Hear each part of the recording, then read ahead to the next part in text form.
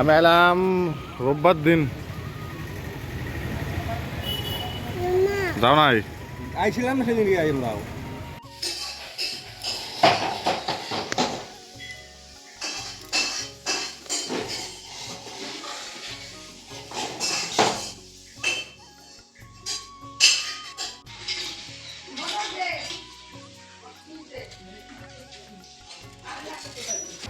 Hello everyone, good morning সকলকে। আশা করি তোমরা সকলে খুব ভালো আছো, আমিও খুব ভালো আছি। তো আজকের সকালটা আমাদের হয়েছিল একদমই আলাদা রকম অন্য দিন থেকে। আজকে সকালের স্পেশাল ছিল হচ্ছে গিয়ে মনসা পূজা। আজ আমাদের বাড়িতে হচ্ছে মনসা পূজা।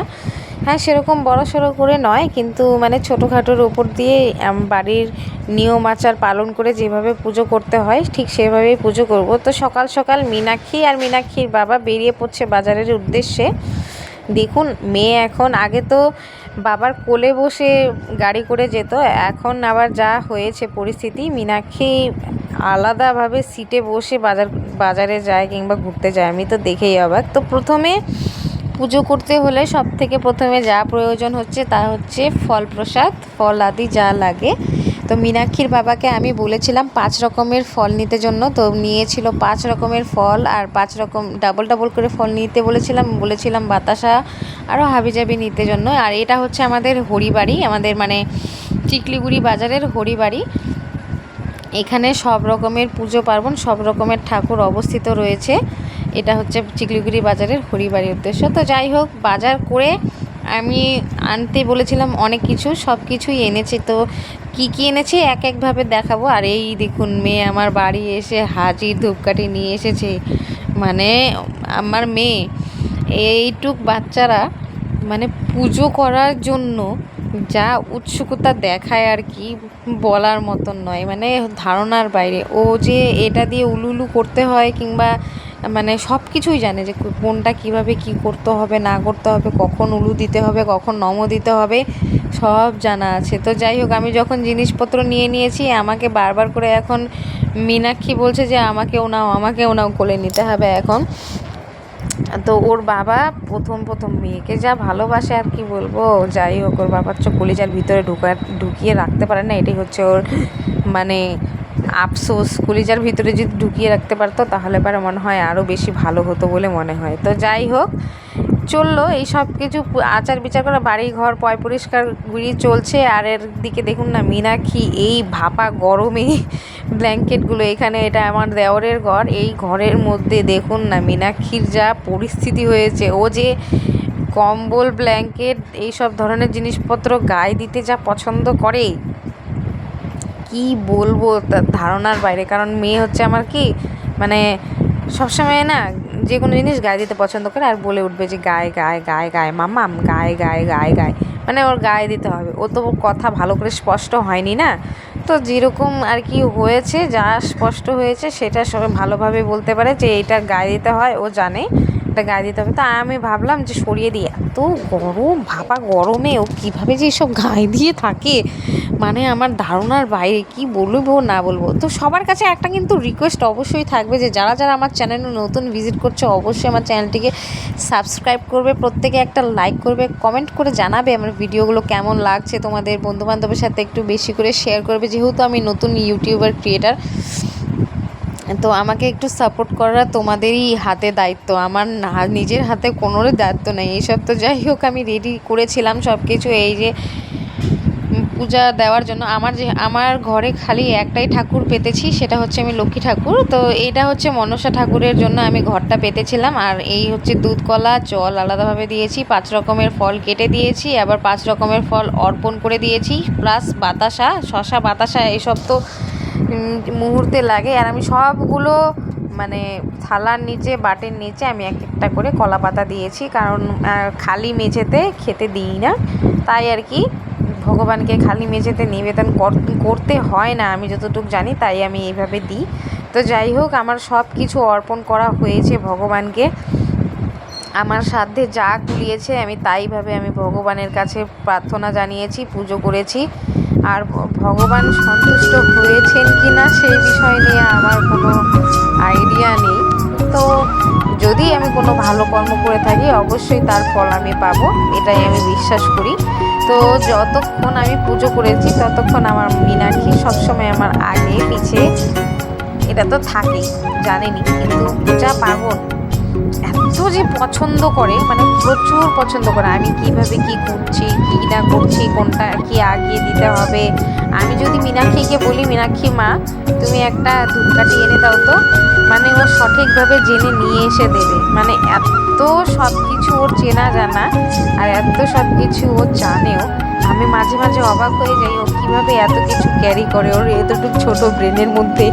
আমি খুব মানে চিন্তায় মগ্ন থাকি যে ও পারে এত কিছু, আর সবাইকে আদর যত্ন আদি এইসব তো আলাদাই বিষয়। তো যাই হোক, বাইরে তুলসী থানের জন্য আমার পূজা পার্বণ কমপ্লিট হয়ে গিয়েছিল, আর ফাইনালি আমার ঘরের পুজোও কমপ্লিট হয়ে গেছে। তো মীনাক্ষীর বাবাকে আমি ডেকেছি যে মীনাক্ষীর বাবা আমাদের ঘরের পুজো হয়ে গেছে, এই একটা শঙ্খ এনেছিলাম আমি পুজোর কিছুদিন আগে, শঙ্খটা 300 টাকা নিয়েছিল, ভালো বেশ ভালো বাজে আর খুব বড়, আমার মানে খুবই ভালো লেগেছিল শঙ্খটা দেখে, তাই আমি লক্ষ্মী ঠাকুরের জন্য এনেছিলাম। সব সময় লক্ষ্মী ঠাকুরকে শঙ্খ বাজিয়ে পুজো দিতে হয়, তাই আর কি আমি শঙ্খটা নিয়ে এসেছিলাম। এই যে মীনাক্ষীর বাবাকে ডাকলাম যে সবাই প্রণাম করেছি, তুমি এসে প্রণাম করে যাও।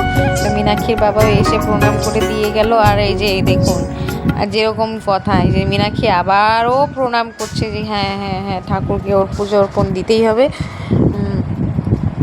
আর ফাইনালি দু জায়গায় আমি দুরকমভাবে আর কি দুজনকে নিবেদন জানিয়েছি। আর নিবেদন জানানোর পরে আমি দরজাটা বন্ধ করে দিলাম যে ভগবান সেবা গ্রহণ যেন করতে পারে ভালোভাবে। আর এই যে আমাদের তুলসী থানের এই দুধকলা এইভাবে দিয়েছিলাম আমি, এই মানে কলা পাতার যে ঢোঙল বলা হয় আর কি, আমি তো ঢোঙলই বলি। এই দেখুন মীনাক্ষী প্রণাম করার জন্য আবার বসেছে, আমি নিজে বানিয়েছিলাম, মানে কলা গাছ কেটে আমি নিজেই বানিয়েছিলাম। এই যে হচ্ছে আবার এটা কি আপনারা চিনেন কি চিনেন না, আপনারা মনে হয় চেনেন না, এটা হচ্ছে গিয়ে বাঙ্গি। অনেকে এটার টেস্ট পছন্দ করে, আবার অনেকেই পছন্দ করে না। আমি বেশ পছন্দই করি, কারণ হচ্ছে বাঙ্গির টেস্ট সবাই খেতে জানে না, সবাই মানে ভালোভাবে জানে না আসলে বাঙ্গি কিভাবে খেতে হয়। তো বাঙ্গি লবণ দিয়ে যদি খাওয়া হয় তাহলে লবণের মতন লাগে, আর বাঙ্গি যদি চিনি দিয়ে খাওয়া হয় তাহলে অবশ্যই চিনির মতন মিষ্টি লাগে। এটাই হচ্ছে বাঙ্গির বৈশিষ্ট্য, কিন্তু বাঙ্গি সবাই মানে হজম করতে পারে না, এটা একটা কথা। এটা মানে যুগ যুগ থেকে এই কথা, বাঙ্গি শরীরের পক্ষে প্রচুর ভালো। আর এই হচ্ছে আমাদের দিদি, যিনি আমাদের বিপদ আপদ সবসময় উদ্ধার করতে আসেন। তো ইনি হচ্ছে আমাদের বাড়ির সমস্ত কর্ম, মানে কোনো দিকে যদি ফেঁসে যাই, বাড়ি ঘর পয় পরিষ্কার থেকে শুরু করে আমাদের সব কিছু এক হাতে নিজ হাতে সামলে নেন এই দিদি। মানে নিজের মতন করে বাড়িতে এসে পয় পরিষ্কার থেকে শুরু করে সব কিছু করে দেয়, নিজে থেকে এসে করে দেয়। মানে ইনি আমাদের পাশের বাড়ির, কিন্তু মাঝে সাঝে উনি এসে আমার বাড়ির সব কিছু করে দেয়, মানে নিজের বোনের মতন করে। কোনো কিছু অসুবিধে হলে পরে যদি দিদিকে বলি যে দিদি আমার এরকম অসুবিধে হচ্ছে, ও তাড়াতাড়িভাবে যেভাবে ঠিক আছে মামনি আমি তোকে এটা করে দেবো, তুই চিন্তা করিস না, তুই করে নিস। আমি ওনার ভরসায় অনেক দিন চালিয়ে দিয়েছি, সত্যি সত্যি ওনাকে অনেক ধন্যবাদ। উনি যে আমাদের বাড়িতে এসে সব কিছু নিজের বোনের মতন করে সামলে নেন। আমার মানে শাশুড়ি মাকেও মামি বলে ডাকেন, এত যে আদর করে কি বলবো আর কি, খুব মেনে নেন। আমার শ্বশুর শাশুড়িকে খুব আদর করে। আর এই যে দেখুন চালগুলো ঝেড়ে দিচ্ছিল, আর আমার মীনাক্ষী সেই চাল ঝরার শব্দে নাচানাচি শুরু করে দিয়েছিল, কারণ ও মানে ও ভাবছিল এটা যেন একটা মিউজিক, আর এই মিউজিকে নাচানাচি করা যাবে। এই কথা শুনে না যখন দেখছে যে ও নাচছে, তো দিদি আরও বেশি বেশি করে দেখুন না, এই যে দেখুন চাল ঝেড়ে দিচ্ছে, আর মীনাক্ষী প্রচুর ভালোভাবে নাচানাচি শুরু করেছে। যাই হোক, এইসব করতে করতে সন্ধে গড়িয়ে এসেছিলো। সন্ধ্যের বেলায় আবার জেঠু এসেছে আমাদের বাড়িতে। জেঠু এসে কি করলো, মানে জেঠু আমাদের জন্য নিয়ে এসেছিলো পান।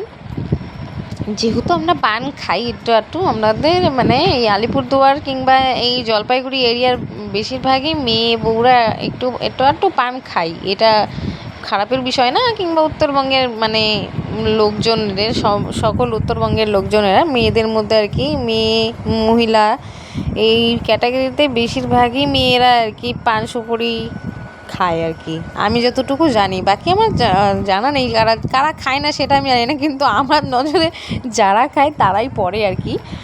তো যাই হোক সবাই একটু আধটু খায়, আমাদের এরিয়াতে তো সবাই খায় একটু আধটু সেই। আর কিন্তু আর অন্যান্য জায়গায় আবার মেয়েরা আবার বিড়ি সিগারেট খায়, আমাদের এদিকে আবার সেরকম নেই।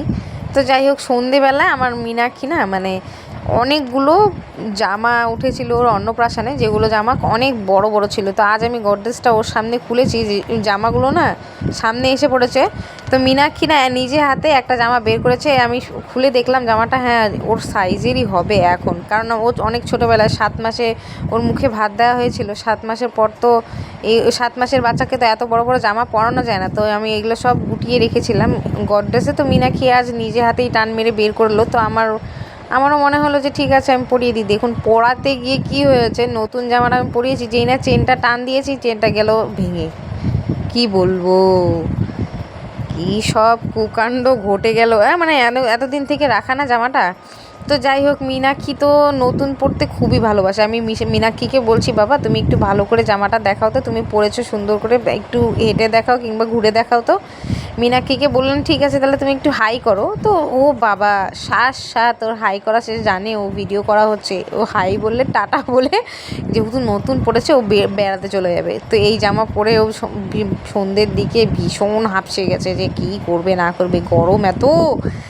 তো এমন মীনাক্ষীর বাবাও এসে পড়েছে, বরাবর জামা কাপড় খুলে মীনাক্ষী নিজের বাবার কাছে হাহি করে বসে পড়েছে। তো আজকের জন্য এতটুকুই আপনাদের সাথে বন্ধুরা শেয়ার করলাম ভিডিওটা।